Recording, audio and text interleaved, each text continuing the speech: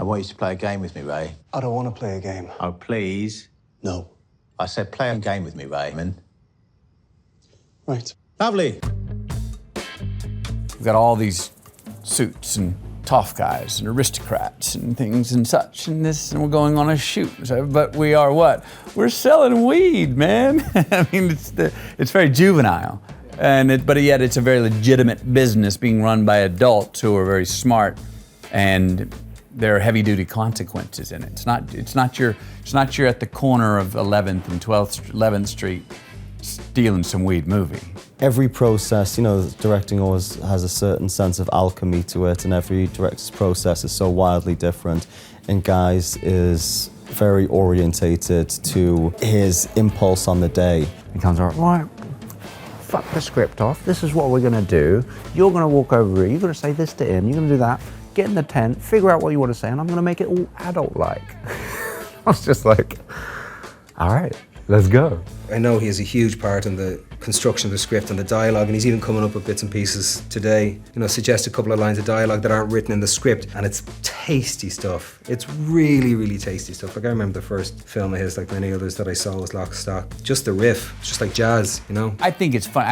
For me, I think it's the long joke. You're gonna have some one-liners in this where you're gonna be like, whoa, rewind that, man. What did he just say? What a wicked way to undress somebody verbally. What an original way to put someone in their place. But at the same time, you have the long joke, which for me is the juxtaposition. That is a useful bit of plant then, isn't it? So that heats up your knees and cooks at the same time. You've got to show me how to get one of them. Well, you can take it with you if you fuck off now. Ray, is there any chance of a steak? My character is mad about films, and particularly sort of 1960s films, 1970s films. I thought that he might have based his wardrobe a bit on Francis Ford Coppola or Jean-Luc Godard or people like that, and that's the way I came into it. I'm mainly taking Guy's lead. You know, if you know Guy well enough, yeah, he loves directing films, but not as much as he likes talking about food and fashion. Or food and clothing, excuse me, Guy. Not fashion, clothing. No, his eye for detail and his specific likes and dislikes when it comes to clothing and fashion are very defined. And I've taken his lead because he's got some great ideas and he's got great style. So part of this is, you know, Michael, I'm wearing a lot of what Guy's style is and would be. The glasses are everything, and we found this pair that were kind of Ray-Bans but with slightly red tinted lenses, and then the whole oxblood theme started, and I'm wearing an oxblood jacket and oxblood little boots. I'm thoroughly repulsive. His name is Fahok, but it's spelled with a PH, so it sounds like Fahok. How did you know the location? I need that place! All right, Fahok, calm down, Fahok. Down.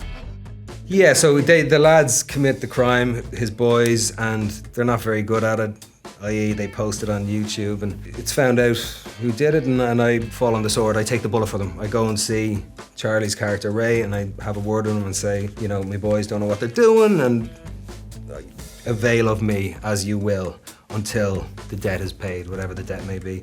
So I'm pulled into this, yeah, this web of, as I said, nefarious actions and reactions, and therein lies the tale, at least my part of the tale. I'm very happy that I'm here on this set now, and I'd have been very annoyed at Guy if I didn't find myself on this set.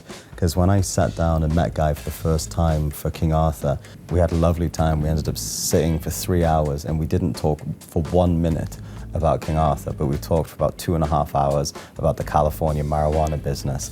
And I realized now when I read this script that he was just doing research. He realized I knew a little bit about this. So I felt, you know, I felt like I earned my place on this set from, you know, from sharing my knowledge about that world with him.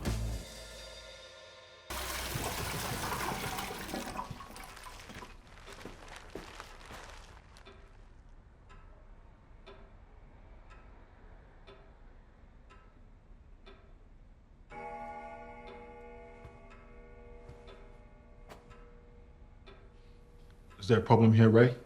I don't know. Is there a problem here, Fletcher? I see no problem at all. I forgot to wash my hands.